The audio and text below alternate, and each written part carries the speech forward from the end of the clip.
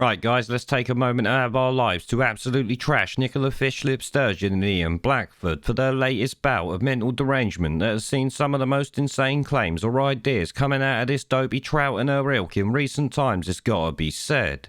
Yes, I know they're well known for coming out with absolute nonsense often, but these have to be up there with literally the best of them so far. No, they're not quite as bad as the sex survey she's trying to push on kids up there, but it does show the fantasy land the deluded SNP and Nicola Sturgeon literally live in.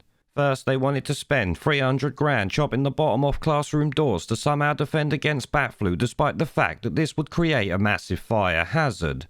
This is something the fire service up there actually pointed out after news broke that she wanted to wank this 300 grand on it.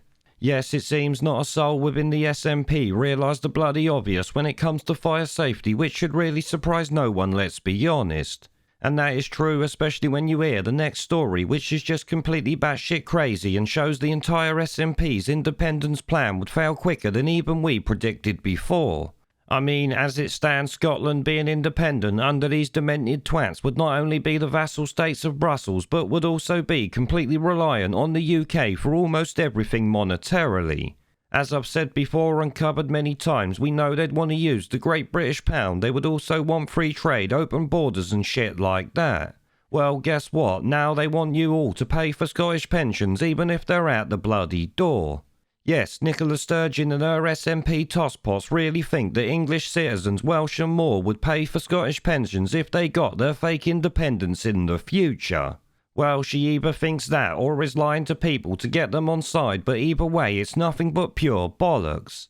At this point I'm pretty sure most English, Welsh and Northern Irish citizens would demand Scotland is outright banned from using our currency and doesn't get a penny from us ever again, full stop. Of course, the SNP are never going to admit that and instead come out with the absolute bollocks that we've got here. It headlines Nicola Sturgeon claims UK taxpayers would fund Scotch pensions after independence. First Minister quoted comments made by the then Pensions Minister Stephen Webb in 2014, which he later corrected. Yeah, he corrected them to pay your own way if you want independence, tosspots. Well, he didn't say that exactly, but you get the idea. And the point is she knows he corrected it back then, so it's just pure guff and nothing more. Now, obviously, all of this stems from Ian Blackford's lie that England would continue paying after Scotland left the UK, which, as I said, is nonsense. No government here would do it due to the outrage that would follow, but the SNP, as you know, don't care about reality or truth.